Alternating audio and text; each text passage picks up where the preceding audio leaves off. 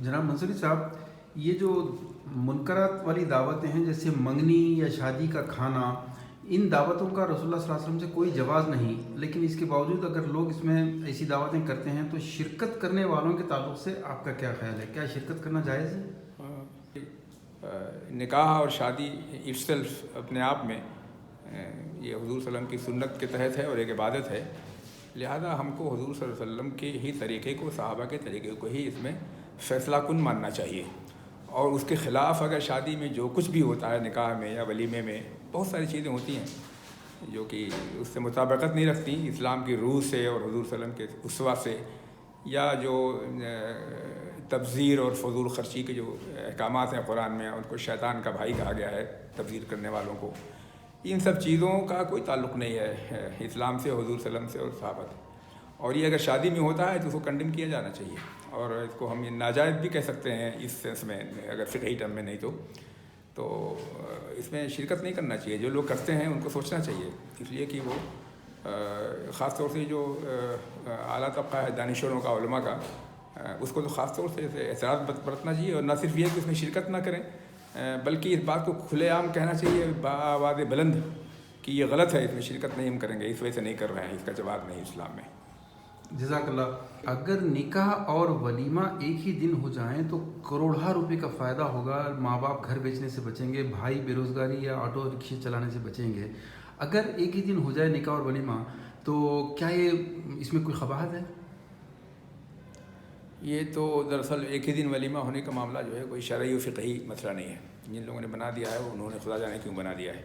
लेकिन ये है जो आपने बात बताई, उसके अंदर बहुत ये है, अफादियत का पहलू है कि जिस दिन निकाह हो उसी दिन वलीमा हो जाए।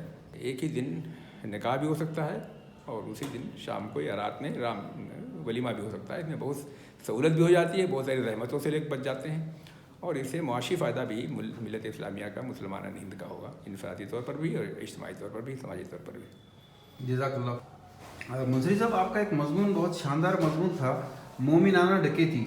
चूँकि आजकल लोग जो है खुशी से देने के नाम पर, जहेज़ फ़ातिमी के नाम पर ये जहेज़ की वसूली को जायज़ किए हुए हैं, तो हम रिक्वेस्ट करते हैं कि ज़रा ये जहेज़ फ़ातिमी या मोमिनाना डकैती में कितना कम फ़र्क है, बताइए।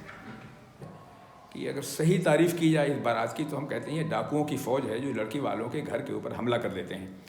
लेकिन एक सकाफ़त और तहज़ीब ऐसी बन गई है कि इस शिद्दत को महसूस नहीं किया जाता, बल्कि इसमें भी खैर का एक पहलू नुमाया कर दिया जाता है कि लड़की वाले भी बड़ी इज़्ज़त और एहतराम के साथ बारात को बुलाते हैं। बारात ली लोग भी जो है होते तो हैं, असल में ये जहेज़ चूँकि लूट के लाते हैं, इसलिए मैं इनको डाकू कहता हूँ। और मैं इसमें तरह फ़र्क ये करता हूँ कि डाकू लोग जो है रात के अंधेरे में डकैती डालते हैं और ये मुंह पे ढांटे बांधे रहते हैं, इसलिए कि उनको बहरहाल थोड़ी शर्म होती है समाज से।